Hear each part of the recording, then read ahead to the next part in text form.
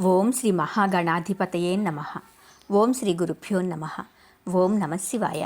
శివపురాణంలో అత్రేశ్వరుడు గురించి తెలుసుకుందాము. గురుదేవ, జ్యోతిర్లింగాలు 12 కదా, మరి అత్రేశ్వరుడు ఎవరు అన్నాడు కృష్ణశర్మ. చెప్పటం ప్రారంభించాడు రత్నాకరుడు. భారతదేశానికి దక్షిణ భాగాన కామ్యక వనము ఉన్నది.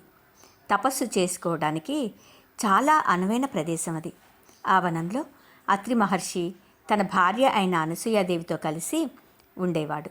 ఒకసారి దేశంలో కనీ విన్నీ ఎరుగని కరువు ఒకటి వచ్చింది. పంటలు పండలేదు, తినటానికి తిండి లేదు సరికదా, త్రాగటానికి గురుక్కెడు నీరు కూడా దొరకలేదు. చాలా భయంకరంగా ఉన్నది పరిస్థితి. చూసింది అనసూయాదేవి. ప్రజలు నానా అగచాట్లు పడుతున్నారు. భరించలేకపోయింది. ఆ మహాతల్లి హృదయం ద్రవించింది. ఒకరోజు భర్తతో, నాథా, ప్రజలు చాలా కష్టాలు పడుతున్నారు, దీనికి నివారణోపాయం ఏమైనా చెప్పవలసింది అన్నది. ప్రజల దీనస్థితికి మహర్షికి కూడా జాలి వేసింది. ఆయన సమాధి స్థితికి వెళ్ళిపోయాడు. అనసూయాదేవి పార్థివలింగాన్ని తయారు చేసి నియమనిష్టలతో అర్చిస్తున్నది. దేవతలంతా ఆమె దయాగుణాన్ని ప్రశంసించారు. కొంతకాలం తరువాత మహర్షి సమాధిలో నుండి లేచి త్రాగడానికి మంచినీరు తెమ్మన్నాడు భార్యని. ఆమె కమండలం తీసుకుని బయలుదేరింది. ఎక్కడా చుక్క నీరు లేదు. ఏం చేయాలో పాలుపోవడం లేదు. అలా వెతుకుతుండగా త్రోవలో ఒక దివ్య స్త్రీ కనిపించి, పతివ్రతా శిరోమణి, నేను గంగాదేవిని. నిశ్చలమైన నీ భక్తికి మెచ్చాను. ఏ వరం కావాలో కోరుకో అన్నది. దానికి అనసూయాదేవి, తల్లి, లోకంలో చుక్క నీరు కూడా ఎక్కడా దొరకటం లేదు. నా భర్త కడు దాహంతో ఉన్నాడు. ఈ కమండలం నింపు చాలు అన్నది. దానికి గంగ, అమ్మా, ఇక్కడ ఒక గొయ్యి తవ్వు, నేను అందులో ప్రవేశిస్తాను అన్నది. ఒక గొయ్యి త్రవ్వింది అనసూయాదేవి. ఇచ్చిన మాట ప్రకారం అందులో ప్రవేశించింది గంగ. అది పెద్ద జలాశయంగా మారింది. కమండలంలో నీరు నింపుకుని తాను తిరిగి వచ్చే వరకు గంగను అక్కడే ఉండమని ఆశ్రమానికి వెళ్ళింది అనసూయాదేవి. లోకంలో అంతటా క్షామం తాండవిస్తోంది. ఎక్కడా నీటి చుక్క కూడా దొరకటం లేదు. అటువంటి పరిస్థితిలో కొబ్బరి నీళ్లు లాంటి నీరు అనసూయాదేవి తీసుకురావడం చాలా ఆశ్చర్యం వేసింది అత్రి మహర్షికి.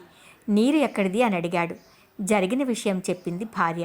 ఋషి దంపతులు జలాశయం దగ్గరకు వెళ్ళి తనివి తీరా స్నానం చేశారు.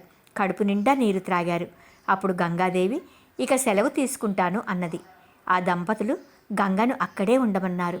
అనసూయాదేవి 1 సంవత్సర కాలం చేసిన తపస్సు తనకు ధారపోస్తే అలాగే ఉంటాను అన్నది గంగ. మునిపత్ని అందుకు అంగీకరించింది.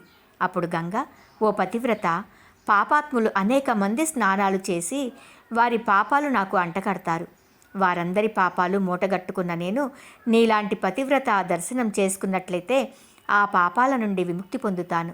అందుచేత ఓ అనసూయ, ప్రతిరోజు నీవు ఈ జలాశయానికి వచ్చి స్నానం చెయ్యి అన్నది. సరేనన్నది సాధ్వీమ తల్లి. అప్పుడు పార్థివలింగం నుండి శివుడు ప్రత్యక్షమై అనసూయాదేవితో, నీ భక్తికి సద్బుద్ధికి మెచ్చాను. ఏ వరం కావాలో కోరుకో అన్నాడు.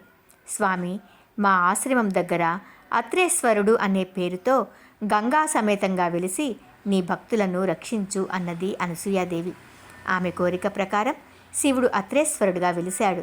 జ్యోతిర్లింగాలలో ఇది ఒకటి కాకపోయినప్పటికీ ఇది కూడా మహాక్షేత్రమే అంటూ వివరించాడు రత్నాకరుడు. ఇలా అత్రేశ్వరుడు గురించి మనం తెలుసుకున్నాము. ఓం నమః శివాయ.